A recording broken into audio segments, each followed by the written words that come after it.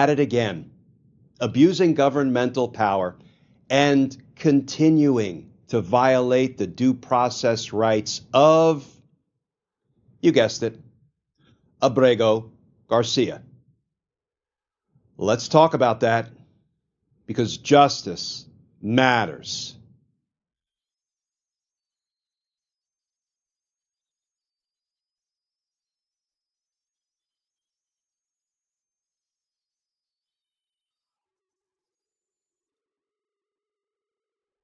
Hey all, Glenn Kirshner here.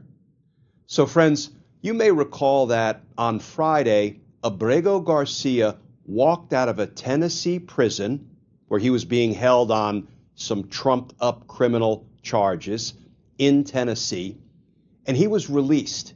He was released by the judge because he and his lawyers beat the hapless DOJ attorneys in a motion seeking to detain him. They lost, he won, he was released, a free man, and he traveled home to Maryland to be with his wife and his children. And then, on Monday, they grabbed him up again, detained him. But Abrego Garcia is still fighting. Let's turn to the new reporting. This from NBC News. Headline: Kilmar Abrego Garcia taken into ICE custody, but judge blocks deportation for now. And that article begins: Kilmar Abrego Garcia, who reunited with his family last week after 160 days apart following his mistaken deportation to El Salvador, was taken into ICE custody Monday after an immigration check-in, but a judge later ruled that he cannot be deported for now. The check-in with U.S. Immigration and Customs Enforcement in Baltimore was part of the conditions of his release Friday from federal custody after Trump's DOJ lost the motion to detain him in that trumped-up criminal case down in Tennessee. My editorial edition. While such meetings are usually routine and meant for case updates, Abrego's attorneys had expected he would be taken into ICE custody after the Trump administration announced over the weekend its intention to deport him to Uganda. This from his attorney. Quote, "There was no need to take him into ICE detention. The only reason they took him into detention was to punish him for using his constitutional right to speak up and fight proceedings," said Simon Sandoval Moschenberg, one of Abrego's attorneys. Abrego filed a new lawsuit in federal district court for the District of Maryland, seeking to ensure that he is not removed from the United States pending his immigration proceedings. The lawsuit asked a Maryland federal judge to issue an order that Abrego would not be allowed to be deported from the United States unless he is given proper due process to fight his potential deportation. The suit challenges Abrego's deportation to Uganda or any other country unless and until he's had a fair trial. At a hearing Monday afternoon, U.S. District Judge Paul Asines ordered that Abrego must remain detained in the U.S., temporarily blocking his deportation to Uganda until she holds an evidentiary hearing. Abrego, of course, as you well know, was mistakenly deported to El Salvador in March in violation of a 2019 court order. After much legal resistance, he was returned to the U.S. in June and hit with human smuggling charges out of Tennessee, which he pleaded not guilty to. And friends, here's where Donald Trump's DOJ gets even cruddier, if that's possible. They essentially threaten Abrego Garcia, saying, look, if you don't plead guilty to that criminal case down in Tennessee, which sure looks like trumped-up charges when this old prosecutor read the indictment based on a 2022 traffic stop in which Abrego Garcia, didn't receive so much as a traffic ticket These look like trumped-up charges. And Trump's DOJ says if you don't plead guilty, we're going to send you to Uganda. But if you do plead guilty, we'll send you to Costa Rica. Boy, does that feel like an improper, unconstitutional threat in violation of Abrego Garcia's due process rights. All my editorial edition. The article continues. The Trump administration offered Abrego a plea deal last week. His lawyers said in a Saturday court filing that was part of their efforts to get the charges in Tennessee dropped over what they consider to be vindictive and selective prosecution. I also consider it to be vindictive prosecution based on what we know thus far.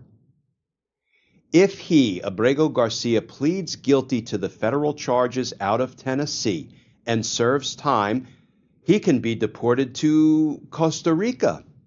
The Costa Rican government said he'd live as a free man there, according to the court filing. Abrego's lawyer, Sandoval Maschenberg, said his client would not accept the deal, as Abrego, quote, will not accept charges of which he's not guilty. This means the agreement to be deported to Costa Rica could be off the table. In other words, if you don't plead guilty to something that you maintain you didn't do, well, Costa Rica's off the table, and it is off to Uganda with you. Abrego's attorneys rebuffed the Trump administration's apparent attempt to strong-arm him. And Abrego Garcia's case was up in court today in Maryland with Judge Sines presiding. You'll recall Judge Sines is the one who originally ordered the Trump administration to facilitate the release and return of Abrego Garcia to the United States after the Trump administration unlawfully and unconstitutionally deported him to El Salvador and had him imprisoned down there where he was tortured. You'll probably also recall that Judge Sines' order to facilitate his release and return was affirmed by the Court of Appeals and was affirmed by the United States Supreme Court. Well, this is what Judge Sines said in court today, Monday afternoon, as posted by Politico's Kyle Cheney. Judge Sines said she has serious concerns about the claim that DOJ pressured Abrego into a guilty plea by offering him deportation to Costa Rica and threatening deportation to Uganda if he refused. The DOJ attorney, Drew Ensign, says Abrego's deportation is not imminent, given the pace of third country removals.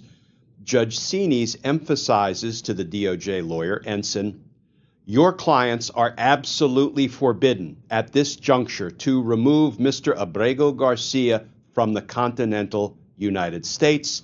And the DOJ attorney responds, Your Honor, yes, we certainly understand that. So, friends, let's just recap.